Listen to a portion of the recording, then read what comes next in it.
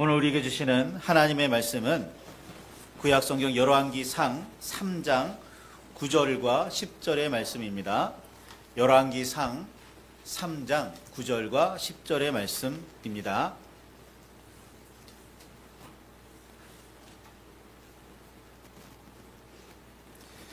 제가 가진 성경으로는 구약성경 514쪽입니다.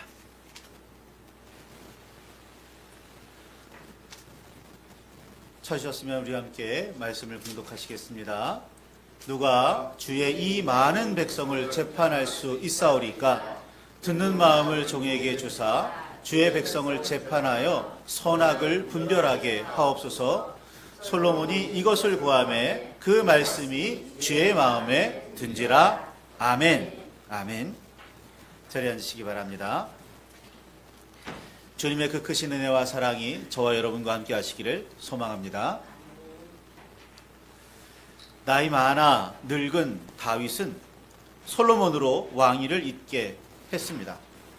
아도니아가 그 틈을 타려고 솔로몬의 왕위를 가로채려고 했지만 결국 하나님의 도우심으로 솔로몬이 왕위를 잇게 됩니다. 그리고 죽을 날이 임박해지자 솔로몬에게 이렇게 유언을 남기게 됩니다.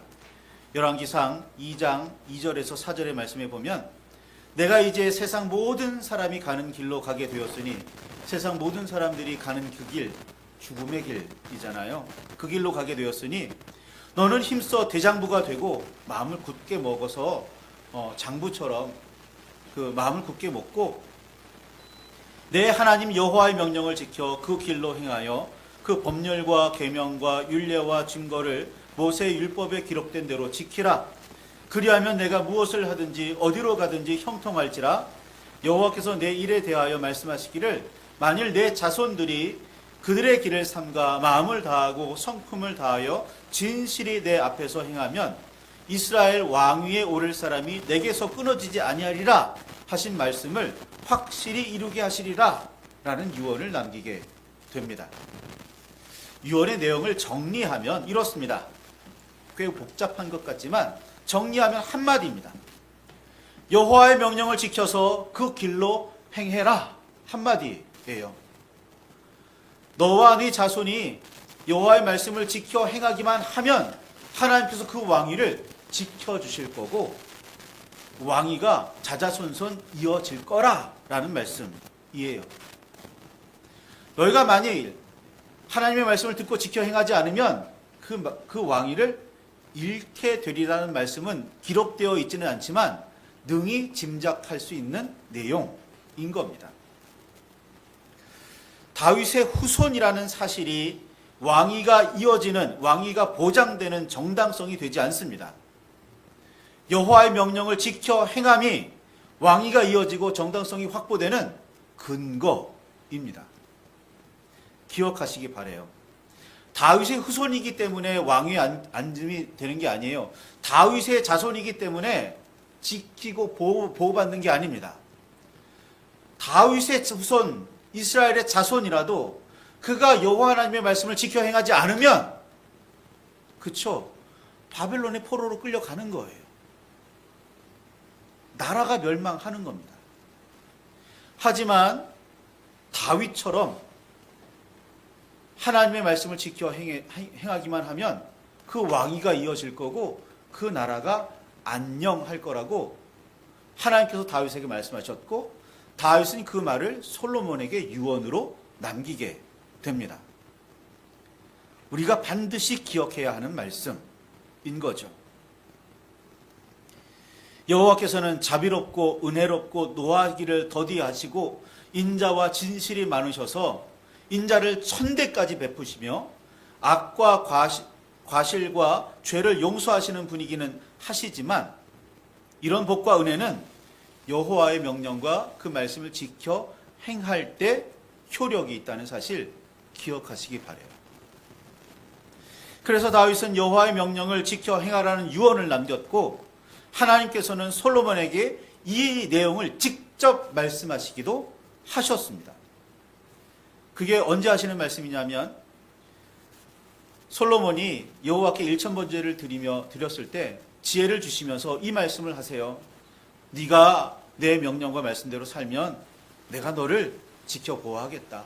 너에게 지혜뿐만 아니라 재물도 장수도 주겠다 말씀하시며 약속하세요. 그리고 나중에 성전을 봉헌할 때도 또 말씀하십니다. 솔로몬이 성전을 건축하잖아요. 오랜 시간에 걸려서 성전을 건축해 봉헌하게 되는데 그때도 하나님의 영이 다윗에게 나타나서 말씀하세요. 너 하나님의 말씀대로 살아. 너 하나님의 명령대로 살아. 그러면 내가 이 나라를 안녕하게 할 거야. 튼튼하게 할 거야. 너의 자손들의 왕이 내가 지킬 거야. 라고 말씀하시죠. 그러니까 중요한 건 뭐예요? 하나님의 말씀대로, 하나님의 명령대로 사는 거예요. 다윗은 이 이야기를 솔로몬에게 유언했고 하나님께서는 두 번이나 나타나셔서 그 말씀을 반복해서 솔로몬에게 기억하게 하셨습니다. 다윗이 이렇게 좋은 유언, 중요한 유언만 남겼으면 참 좋겠지만 다윗의 유언은 여기에서 그치지가 않았습니다. 요압이 다윗의 뜻과는 다르게 아브넬과 아마사를 죽여서 나라를 혼란하게 했던 일을 기억했고 요압의 백발이 평안히 스올에 내려가지 못하게 하라. 그러니까 백수를 다하고 죽게 놔두지 말라라는 유언까지 남기게 됩니다. 압살롬을 피해서 예루살렘을 버리고 도망칠 때 베냐민 사람 시므이가 자신을 저주했던 일을 기억하고 그의 백발이 피 가운데 스올에 내려가게 하라. 피 가운데 스올에 내려가는 거니까 편안히 죽지 못하게 하라는 그런 유언이죠. 그런 유언도 남기게 됩니다. 요압, 시므이에 대한 원한 풀지 못하고 네가 대신해서 내 원한을 풀어달라. 이런 유언 남기게 돼요. 성경에 있는 말씀입니다. 제가 제 설교할 때 제가 늘 고민하면서 반드시 벗어나지 말아야지 하는 그 기준 중에 하나가 성경이에요. 성경에 없는 말 하지 않으려고 참 노력 많이 합니다. 설교문 제가 기록해 놓기도 하고 홈페이지에 이렇게 올려놓기도 하는데 가능하면 성경에 이 본문이 있는 근거가 있는 이야기를 하려고 늘 이렇게 애쓰고 있다는 사실만은 기억해 주셨으면 좋겠어요. 다윗이 솔로몬에게 하나님의 명령을 지켜라 라는 그 유언만 남긴 게 아니에요. 개인적인 원한을 갚아달라는 그런 유언도 남기는 겁니다. 다윗이 스스로 자기 손으로 원수 갚을 수도 있지 않았을까요? 요압이 자기 마음대로 막 이렇게 저렇게 권력을 휘두르고 있는데 요압을 좀 이렇게 다윗이 스스로 제재하고 시므에 대한 그 원한 좀 자기가 알아서 갚았으면 되지 않았을까 싶은데 요압이 군사령관이잖아요. 세력이 굉장히 커요. 다윗이 어떻게 함부로 할 수가 없을 정도로 세력이 컸단 말이에요. 그래서 다윗은 요압에게 손을 대지 못했어요. 시므이 같은 경우는 이 다윗이 예루살렘으로 돌아오면서 시므이가 사람들이 있는 가운데 다윗에게 나와서 저 용서해 주십시오 라고 무릎 꿇었을 때 그래 내가 용서해 줄게. 너 죽이지 않을게. 약속했거든요. 공개적인 자리에서. 그래서 다윗이 죽이지는 못해요. 그런데 솔로몬에게는 이야기하는 겁니다. 야, 내가 약속했지 네가 약속한 거 아니잖아. 좀 치사하죠. 그런 식으로 유언을 남기게 됩니다. 다윗을 이어 온 이스라엘의 왕이 된 솔로몬의 나라는 차츰 안정이 되어 갑니다. 하지만 솔로몬은 아버지의 유언을 잊을 수 없겠죠. 이때 왕자를 두고서 경쟁했다고도 할 수 있는 아도니아가 솔로몬의 어머니 밧세바를 찾아와서 한 가지 청을 하게 돼요. 저 수넴 여인 아비삭과 혼인시켜 주십시오 라는 거였습니다. 아비삭이 누굽니까? 늙은 다윗의 시종을 들던 여인이었습니다. 늙은 다윗이 이 젊은 아비삭과 동침하지는 않았지만 잠자리를 하지는 않았지만 그렇죠? 늙은 다윗의 시중을 들어주었던 그 다윗의 품에 안겨서 몸을 따뜻하게 만들어 주었던 여인인 거예요. 그런데 이 여인을 아도니아가 자기 아내로 달라고 청하는 겁니다. 이게 다윗이 잠자리만 같이 하지 않았을 뿐이지, 그쵸? 형식적으로는 다윗의 후궁이에요. 다윗의 첩입니다. 그러니까 아도니아가, 아들 된 아도니아가, 아이, 저기, 제 촌스러운 어머니 뻘 되지만, 다윗과는 아무런 관계도 없지 않습니까? 저에게 아내로 주십시오. 요구하는 것 자체가, 이게 정상적인 요구가 아닌 거예요. 게다가 밧세바한테 이야기할 때 뭐라고 이야기하냐면, 원래 솔로몬이 앉은 그 자리는 제 자리입니다. 그 왕위는 제 건데, 하나님께서 솔로몬에게 주셨으니, 라는 핑계를 대요. 아니, 솔로몬이 버젓이 왕이 되어 있는데 저 자리는 본래 내 겁니다 라고 말하는 것 자체가 이게 말이 안 되는 상황인 거잖아요. 그런데 그런 말을 하면서 밧세바를 통해서 솔로몬에게 청합니다. 저 아비삭 저한테 주십시오. 솔로몬이 대뜸 화를 냅니다. 아니, 그럴 바에는 아도니아를 위해서 왕위도 요구하시지 겨우 아비삭입니까? 그러면서 아도니아를 죽여버립니다.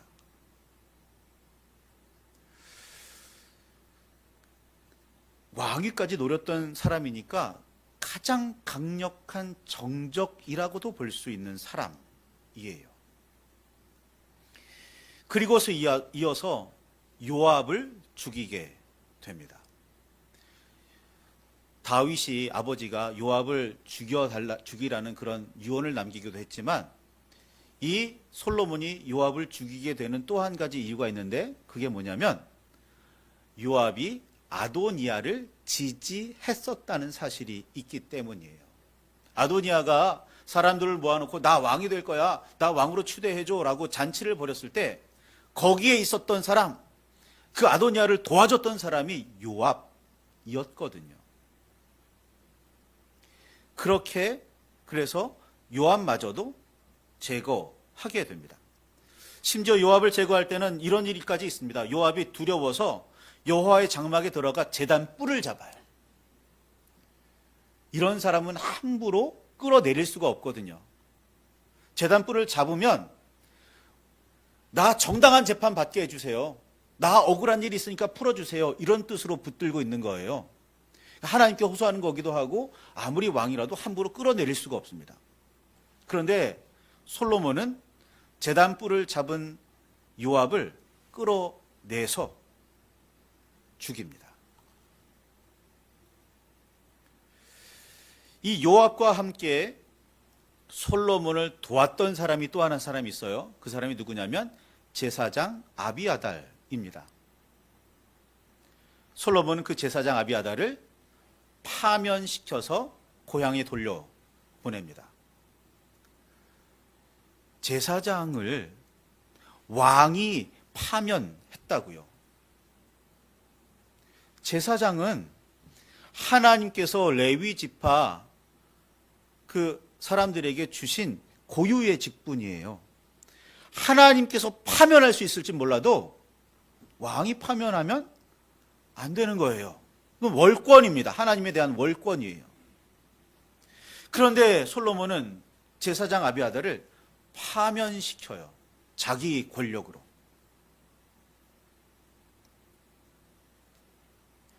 그리고는 자신이 왕위에 오르는 과정에서 큰 공을 세웠다고도 할 수 있는 사독이라는 사람을 제사장으로, 브나야라는 사람을 군사령관으로 대신 삼습니다.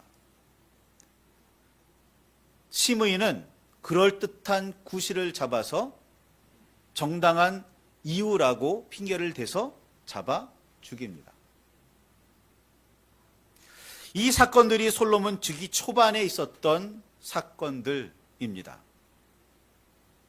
유언에 따라 선왕의 복수를 하고 정치적인 걸림돌들을 없애고 자기 사람으로 왕궁을 채우는 일, 그런 일들이 솔로몬 통치 초반부였던 겁니다. 숙청이고 자기 사람을 채우는 일종의 코드 인사인 거죠. 솔로몬은 이런 방법으로 나라를 견고하게 하고 있었습니다. 역대기서에는 이야기가 기록되어 있지 않지만 열왕기서에는 분명하게 기록되어 있습니다.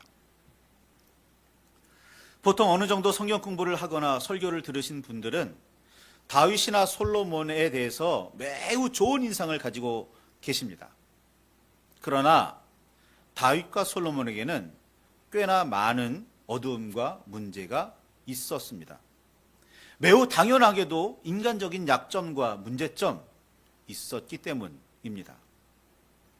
성경은 그들을 영웅이나 위인으로 소개할 목적이 전혀 없다는 사실을 기억하시기 바랍니다.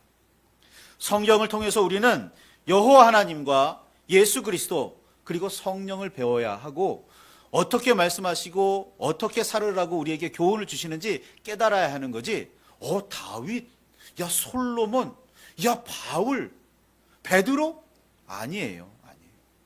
여호와 하나님을 배워야 해요. 예수님을 배워야 됩니다. 성령의 역사를 경험해야 하는 거지.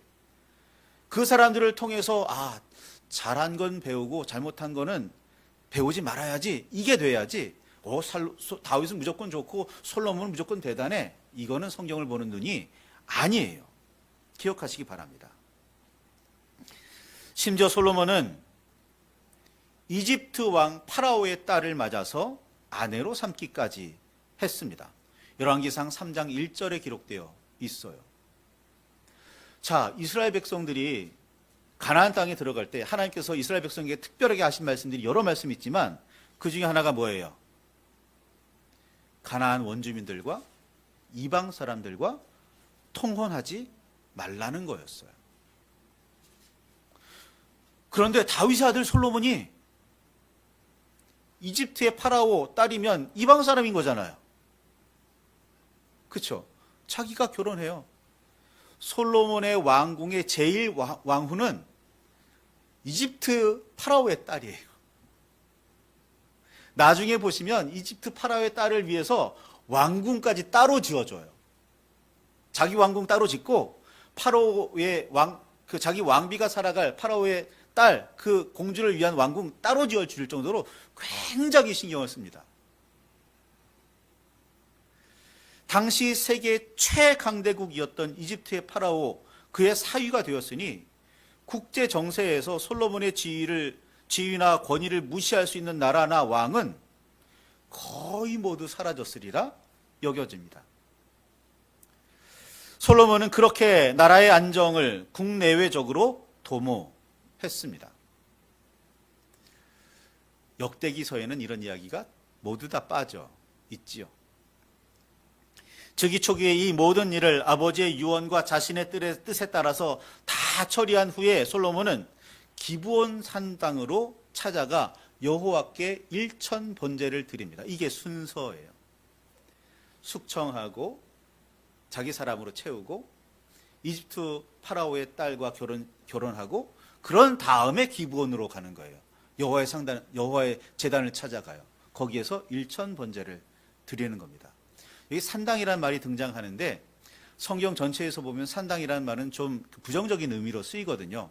우상을 섬기거나 우상을 섬기는 우상께 제사 드리는 그런 곳을 산당이라는 표현을 종종 쓰는데 이 솔로몬이 성전을 짓기 전까지 이스라엘 백성도 그 산당에서 제사를 하나님께 예배를 드렸어요. 그 산당이라는 것이 어떤 곳이냐면 여호와 하나님께서 이스라엘 백성에게 나타나셨던 곳, 야곱에게도 나타나셨고 기드온에게도 나타나셨고 이렇게 나타나셨잖아요. 그래서 말씀을 전했잖아요. 그래서 이스라엘 백성들은 야곱에게도 나타나셨고 기드온에게도 나타나셨으니까 그곳에서도 하나님께서 나타나시겠구나, 이곳을 통해서 하나님께 제사 드리면 되겠구나 생각했었어요. 그래서 성막이 아니라도 그런 곳에서 제사를 드렸던 겁니다. 그게 산당이에요. 초기의 산당이에요. 솔로몬이 예루살렘 성전을 짓고 나서는 그 모든 산당을 폐하고 다 예루살렘 성전에서만 제사 드려야 한다라고 그렇게 포고령을 내렸기에 산당의 지위가 낮아지지만 초기에는 그렇지 않았어요. 그래서 솔로몬이 기브온 산당으로 가는 겁니다. 거기에서 1천 번제를 드려요. 이게 1천 번제예요. 성경을 보면 1천 띄고 번제되어 있습니다. 1천 번 드린 제사가 아니라 1천의 번제라는 겁니다. 그렇죠? 그러니까 한꺼번에 드리느냐 차근차근 하나씩 드리느냐의 차이는 있겠지만 1천 번제를 드렸다는 건 굉장한 정성을 드렸다는 거예요. 뭔가 하나님 앞에 간절히 구하는 게 있었다는 거죠. 그렇게 뭐 숙청을 하고 자기 사람을 채우고 뭐 이집트 파라오의 사위가 되는 그런 수단을 다 펼쳐서까지 나라를 안정시키려고 노력했는데도 불구하고 하나님 앞에서 구하고 싶은 게 그렇게 간절히 구할 무언가가 있었던 겁니다. 솔로몬은 여호와 하나님께 청합니다. 하나님, 저는 어린 사람입니다 라고 말하면서 말이죠. 한 나라의 왕이에요. 누구도 무시할 수 없는 사람입니다. 심지어 파라오의 사위가 됐어요. 누가 솔로몬을 무시합니까? 그런데 솔로몬은 여호와 하나님 앞에 나가서 이야기합니다. 저는 어린아이에 불과합니다. 세상 사람이 보기에 저 대단한 사람처럼 보일지 몰라도 여호와 하나님 앞에서 저는 그저 어린아이입니다. 자기 자신을 낮춥니다. 자신의 어떤 정체성을 분명하게 아는 거죠. 세상 사람들을 앞에서는 왕일지 몰라도 여호와 하나님 앞에서는 저는 아무것도 아닙니다. 이게 솔로몬의 고백이었어요. 그리고 또 한 가지 이야기합니다. 하나님, 저는 주님께서 맡기신 이 나라를 통치해야 하는데 이 백성들이 가지고 오는 송사를 판결해 주어야 하는데 전 지혜가 없는 사람입니다 라고 이야기해요. 여러분, 다윗이 솔로몬에게 유언하면서 뭐 이런저런 일을 맡기면서 이 요압 장군, 그 권세 등등한 요압을 죽이고 심의도 처리해라 라고 이렇게 유언을 남길 때 덧붙인 말 한 가지가 있어요. 그게 뭐냐면 너 지혜로운 사람이잖아 라는 거였거든요. 솔로몬은 이미 그 지혜가 인정받는 사람이었어요. 그런데 하나님 앞에서 나가서는 이야기합니다. 하나님, 저 지혜 없습니다. 이게 하나님 앞에서 취해야 할 태도인 거죠. 솔로몬은 이야기합니다. 열왕기상 3장 9절에 듣는 마음을 주사 주의 백성을 재판하여 선악을 분별하게 하옵소서라고 말이죠. 선악을 분별하여 바른 재판을 하기 위해서는 듣는 마음 필요합니다. 듣는 마음 뭐예요? 경청이잖아요. 제대로 들어야 선악을 분별할 수 있습니다. 하나님의 말씀을 제대로 들어야 어떤 게 기준인 거고 사람들의 말을 제대로 들어야 무엇이 잘못되었는지를 판단할 거 아니에요. 하나님의 말씀도 사람들의 말도 제대로 들어야 하는 겁니다. 듣는 마음이 지혜의 시작이에요. 그래서 탈무드에는 이런 말이 있죠. 입은 하나고 듣는 귀는 두 개라고요. 말을 많이 하게 하실 거였으면 입을 두 개 만드셨을 거라고 우스갯소리로 하는 거고 교훈을 우리에게 주는 겁니다. 듣기를 더 많이 하라고 귀를 두 개 주셨다는 거죠. 더구나 다른 사람의 말을 듣고 그 마음의 소리에 귀를 기울이라는 뜻임을 새긴다면 듣는 마음이라는 게 얼마나 귀중한 건지, 얼마나 중요한 건지를 알 수 있습니다. 더 중요한 일이 있게 되죠. 이런 솔로몬의 간구를 들으시고 주님께서 마음에 들어 하셨다는 거예요. 우리의 간구와 소원은 주님의 마음에 들어야 합니다. 우리가 기도하는 것 주님의 마음에 들어야 해요. 다시 말해서 이걸 좀 다른 표현으로 하면 주님의 뜻에 합해야 하는 겁니다. 우리의 간구가 소원이 응답받지 못하는 수많은 원인 중에 가장 큰 부분은 주님의 뜻에 합하지 않았기 때문이에요. 뭐 예를 들어서 이런 겁니다. 재물을 주십시오. 건강을 주십시오. 성공하게 해주십시오. 그런데 이루어지지 않으면 우리는 상처받아요. 왜? 하나님의 자녀인데 왜 들어주시지 않느냐고. 우리를 사랑하신다면서 기도하라고 말씀하셨으면서 왜 들어주시지 않으시냐고. 그런데 한번 우리는 잘 생각해 봐야 돼요. 재물 받으면 어떻게 쓰려고 구하시는 거예요? 생명이 연장되면 어떻게 하려고 구하시는 겁니까? 하나님께 영광 돌리려고 재물 달라는 거였어요? 하나님의 나라 확장하려고 생명 연장에 달라고 기도하는 거예요? 잘 생각하셔야 돼요. 내가 어떻게 구하고 있는지.